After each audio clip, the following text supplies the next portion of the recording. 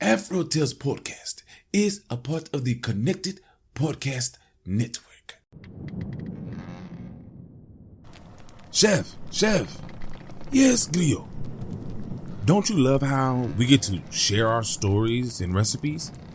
Yes, I enjoy it greatly. Do you know what makes it possible for everyone to hear us? Yes, Glio. Our voices, obviously. True, but it's also Anchor, a hosting platform that distributes the podcast to places like Spotify, Apple Podcasts, and others. Oh, yes. And isn't everything needed to make a podcast in one place? That's correct. And the best thing of all, Chef, it's free. Free, you say? Free. And all I had to do is download the Anchor app or go to anchor.fm to get started. So, you just had to download the Anchor app or go to anchor.fm to get started. Yep. Download the Anchor app or go to anchor.fm and do what we're doing now. Fantastic, Grio. Simply fantastic. I know, Chef. I know.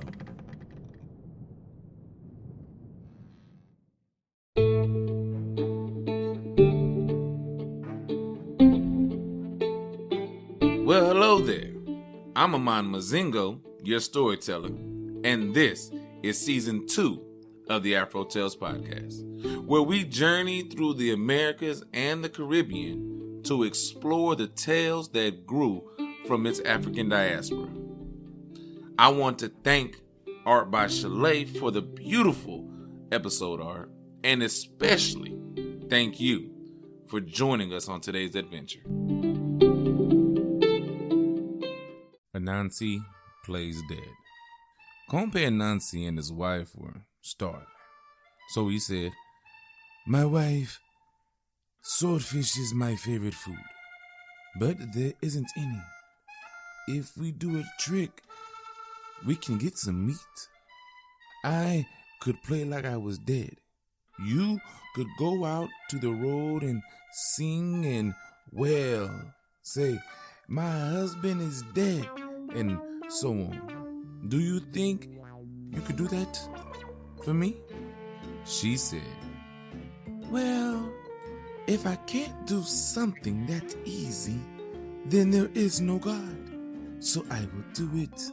So she went out in the yard. She tied her jaw and put a band around her waist like she was in mourning and started bawling. "Oh my God, my husband is dead, and now I have to bury him." She cried this, expecting all their neighbors to come by and help with the burial, that is. She went all the way to the edge of the yard and she sang out, "My poor Nancy, dead, oh Tingwa. My poor Nancy, dead, oh Tingwa. And I have to bury him. Oh Tingwa. Let me band my waist and cry, oh Tingwa. Let me band my jaw and cry, oh Tingwa." Compe Hawk came by. Then she said, "Oh, see you, Compe Hawk.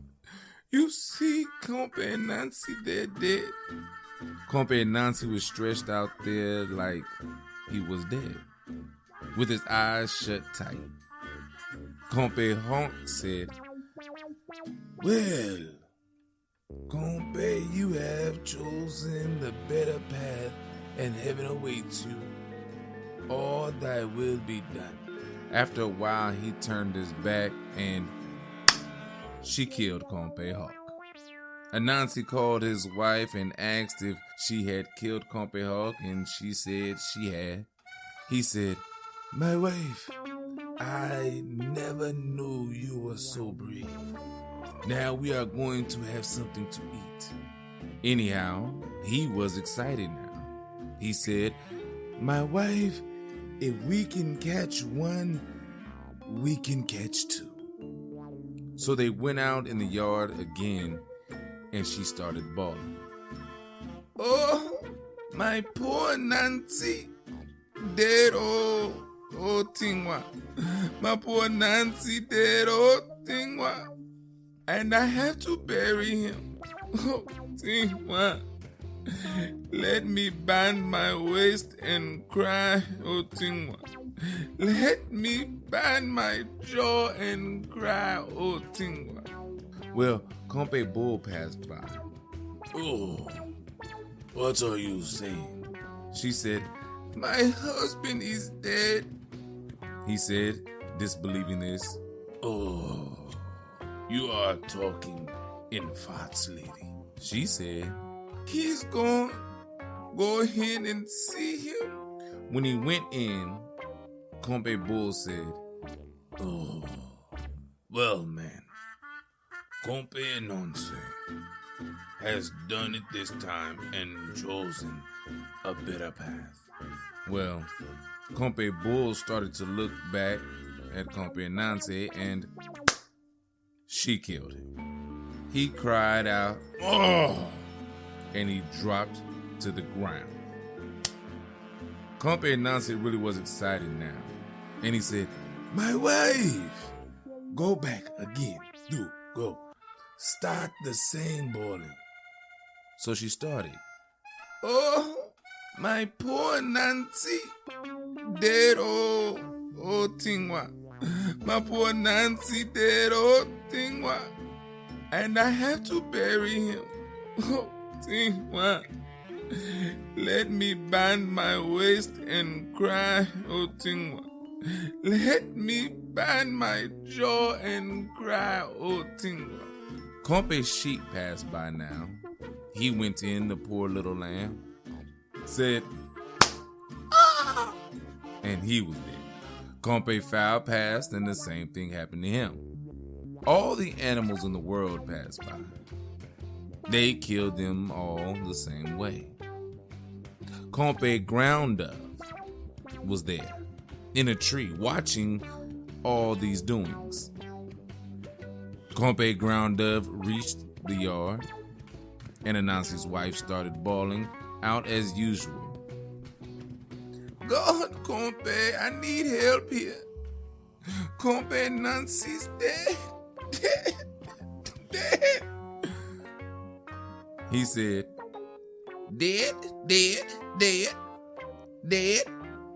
and you have this place all shut up, so you should not keep the dead in a place like this.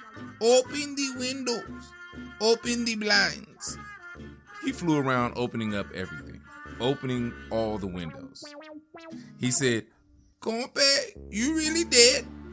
She said, yes, he's dead, Kompe. He's dead. Well, I've always heard that dead people have to break a fart. So Kompe Anansi heard that, let go with the yes. You can always hear a dead man fart. When a man is dead, he is done with this world. So he let out another, and Kompe dove hopped up and down laughing. Making fun of Kompe Anansi lying there and farting. The end. So I like this one a lot. I like all of them, obviously, because I'm reading them to you and you get to hear them. So I'm not going to read anything I don't like, right? Okay, got that out of the little way. But this one to me was funny, even to record.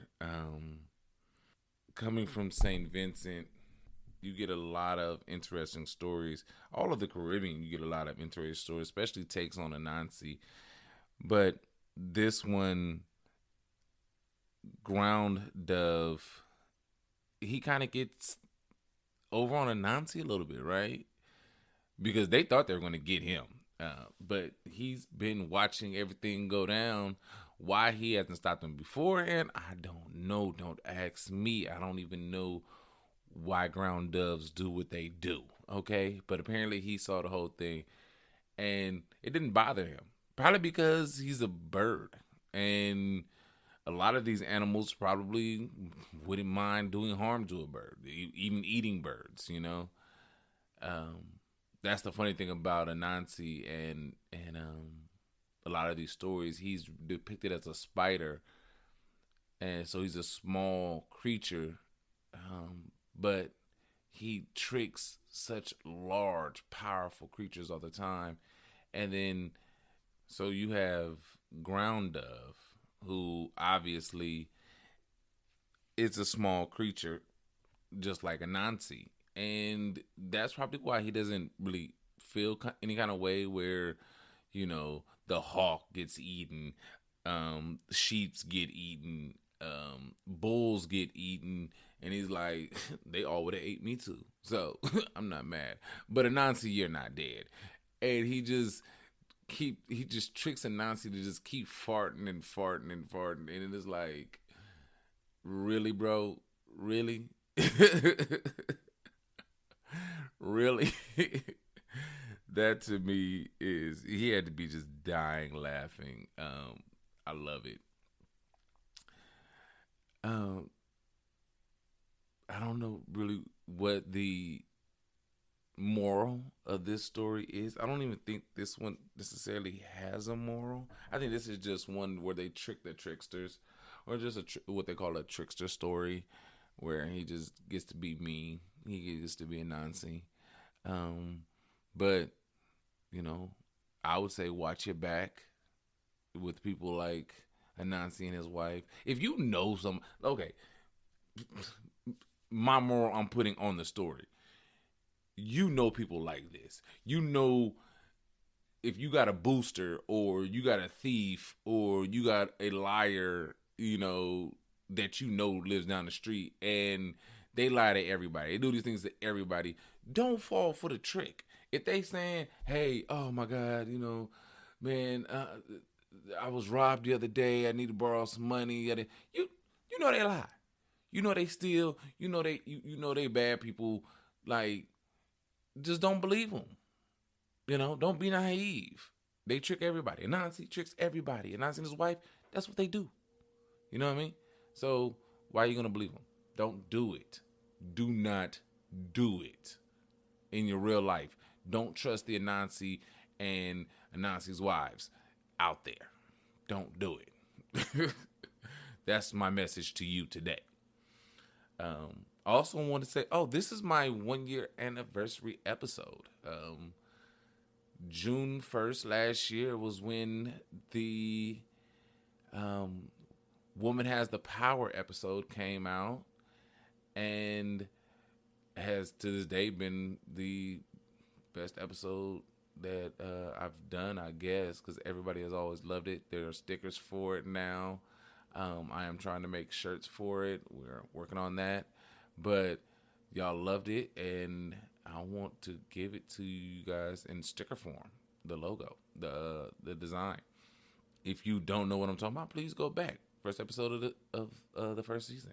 And so this is episode 40 for me, and it is coming on my 1-year anniversary. Well, who would know, right? I hope you enjoyed it. I thank you for listening. I thank you guys for being with me this long. And as always, have a blessed day. This is your AfroTales recipe of the week. Tamarind Coconut Basket Cake.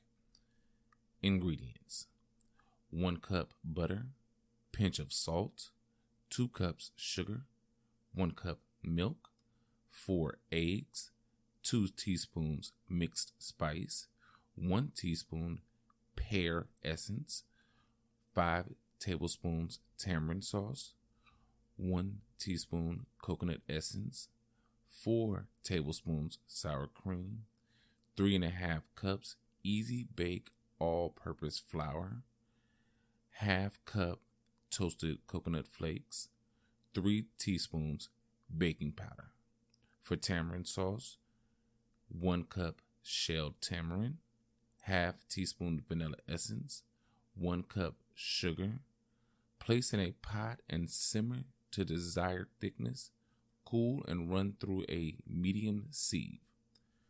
For buttercream, half cup shortening, tamarind sauce to taste, 1 teaspoon pear essence, 1 tablespoon sunset strong rum, 4 cups icing sugar. Directions: combine all ingredients in a bowl. Cream butter and sugar until light and fluffy. Add eggs 1 at a time, beating well after each addition. Add 3 ingredients to creamed mixture. Alternate with milk. Fold in tamarind sauce and pour mixture in 2 greased and floured 8-inch round pans. Bake in preheated oven until toothpick inserted is center comes out clean. When cooled, remove cakes from pans. Paste with 1 tablespoon of tamarind sauce and sprinkle some coconut flakes. Assemble cake and frost as desired. That is your AfroTales recipe of the week.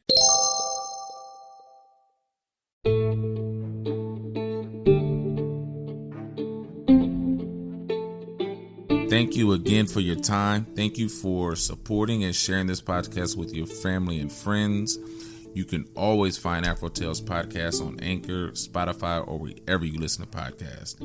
If you want to leave me a message or a tweet, I can be found on Twitter at AfroTalesCast, on Instagram and Facebook at AfroTalesPodcast, and now on Coffee at coffee.com/AfroTales Podcast, where you can financially support me for the price of 1 small cup of coffee.